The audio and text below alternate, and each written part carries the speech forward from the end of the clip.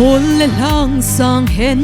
lăng gô lệ đai cài giống lệ linh lệ khâu lại hi giống lệ Giêsu tôi kinh huân ta nghe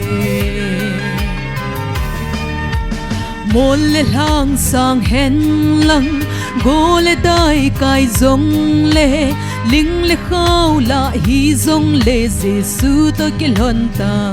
nghe him hẹn lăng và giống lệ lung hấp bô nghe kê mu xin na en bol na hồ lệ say xin na tâm giống lệ kê đi nga ka kul pi red kê đi nga ka kingai na song pi Giêsu to ka kilhon na Giêsu to ka hi po lệ thì là phải chăm dọn dòng lên thiếu sĩ cả kinh ta vô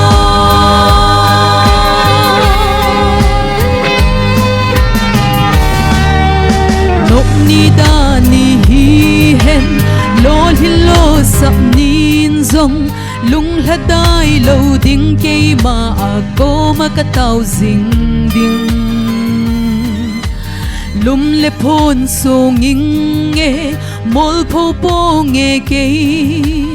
mun dang wang chu kei dinga nel sim sa ta bang a hi kei dinga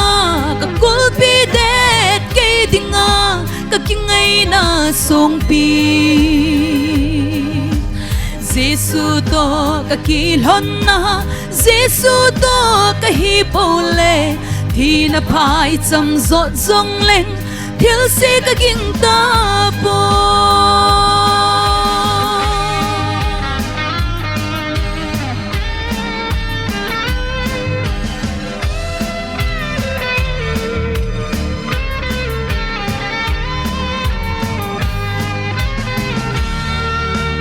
ta xa lệ là gạo lắm hin khô đinh hi giống lệ akhat na Giêsu apan le mol pho na ding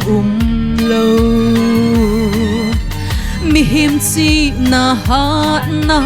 kisun na zo se lol hingin ki lang jing zong le a chei na lo sap na ke dinga ka kul pi det ke dinga ka kingai na song pi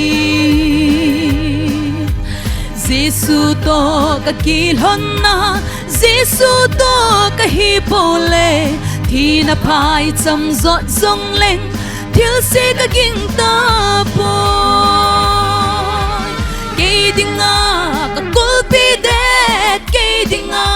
ka kingai na song pi Giêsu to ka kilhon na Giêsu to ka hi po le thì na phải chăm dọn dòng lên thiếu sĩ cả kinh ta bồi Giêsu to cả kilhon na Giêsu to cả hi po le thì na phải chăm dọn dòng lên thiếu sĩ cả kinh ta bồi